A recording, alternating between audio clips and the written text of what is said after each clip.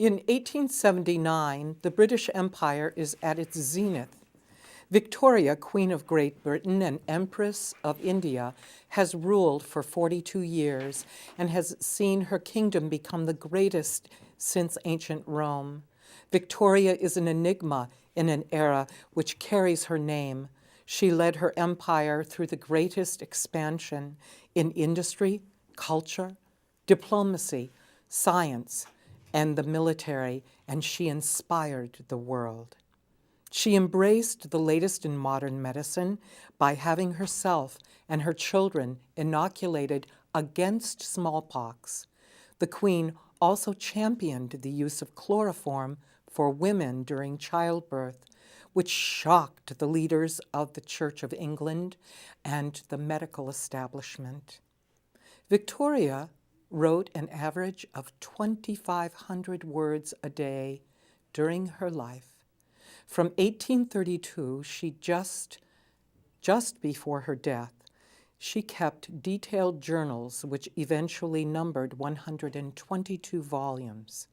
With passion, charm, and wit, Sally Mummey dispels the myth, legend, and fable that obscure Queen Victoria. In a first-person portrayal, Miss Mummey captures the essence of the Queen through Victoria's writings and that of the family. Although the Queen did not win all of her battles, she was never defeated. Her Majesty said, "We are not interested in the possibilities of defeat. They do not exist." We now join the Queen at Osborne House. All rise for Her Imperial Majesty, Queen of Great Britain, Empress of India, Victoria.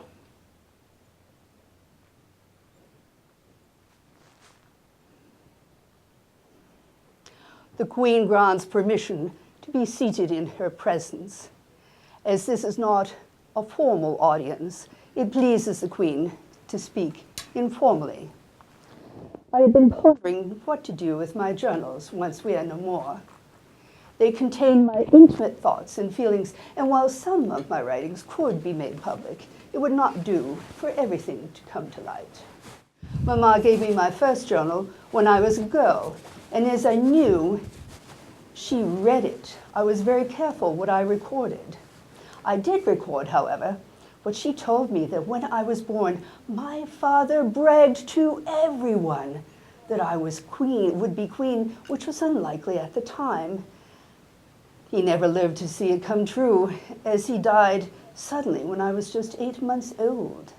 In his will, my father names John Conroy as executor over his estate.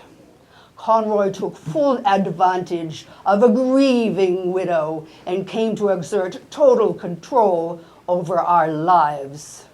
Conroy is a monster. His plan is to have Mama named regent to rule in my stead, with him the power behind the throne. Relentlessly, he would try to force me to sign the regency order, relinquishing my right to rule. As much as he forced me was as determined I became. The blood of English kings runs through my veins, and I will not let that Irish tinker win.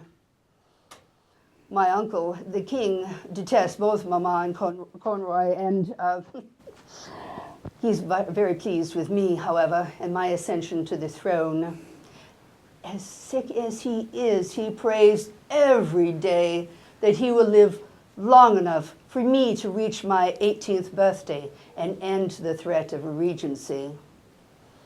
On the 20th of June in the year of our Lord, 1837, at 6 o'clock in the morning, Mama woke me and advised me that Lord Cunningham and the Archbishop of Canterbury were there to see me.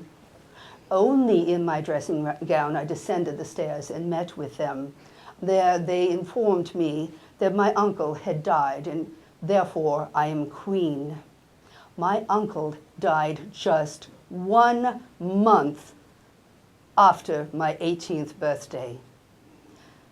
Imagine how extraordinary to enter a room, a princess, and to emerge a a queen. My first official act was to return to bed, which is the only reasonable thing to do at that hour. Thereafter was a whirlwind of activities, of meetings with my ministers, officials, and moving to Buckingham Palace. As I was just 18 years old and not married, it would cause a scandal if I moved into the palace without Mama. Therefore, I had to provide rooms for she and her entourage, which included Conroy. It's like living with an enemy. My coronation took place, and millions of people came forth to see my progress to and from Westminster Abbey. I felt so humbled. I must admit, the crown being placed on my head was the most beautiful, impressive moment, as all the peers and peeresses placed their coronets at the exact same instant, all shouting, "God save the Queen," which is something I was fervently praying at the time. Now that I was coronated, my marriage seems to be on everyone's mind but the Queen's. It had long been understood I would marry my German cousin, Prince Albert of Saxe-Coburg and Gotha. We were just born 3 months apart. But I have met Albert, and I have not been overly impressed. However, many handsome suitors now flock to London. And I must admit, I have been quite infatuated with at least one of them. Yet still my Uncle Leopold keeps advancing the cause of Albert, whom I have deliberately kept at arm's length, as I do not even know if I like him, and I did not even invite him to the coronation.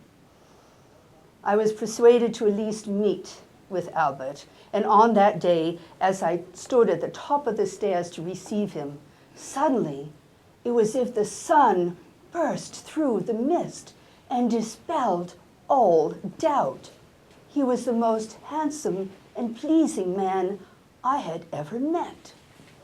But how does one propose? We were married 4 months later, and how I feel safe and secure with Albert by my side and delight in marriage. Within several months, it was confirmed that I was with a child, with the burdens of being a queen and now being with child. Oh, it's just too upsetting. I had wanted to at least wait a year before starting a family. How vexing. It came time for my accouchement.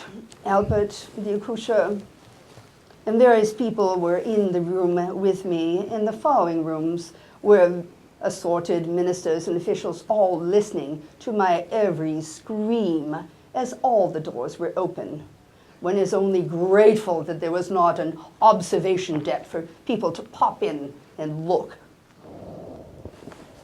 After my 9th child, I was advised it would be ruinous for my health to have any more children, and I advised them that since I was not the only party involved, to tell Albert as well.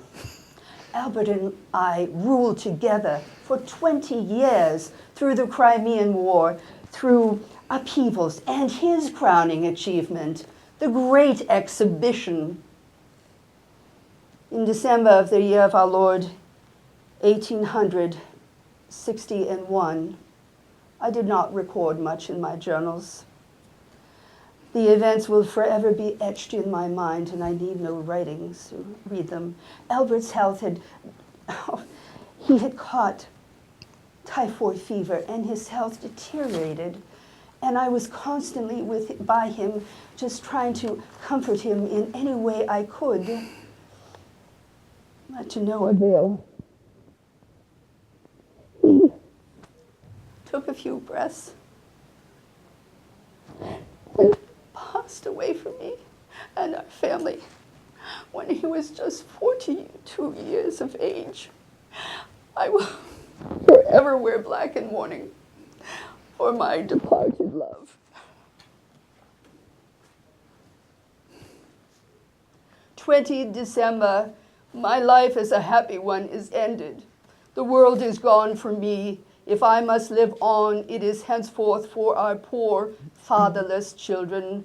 I am anxious to repeat one thing, and that one is my firm resolve, my irrevocable decision that his wishes, his plans, his about everything, his views about everything are to be my law, and no human power will make me swerve from what he decided as wished.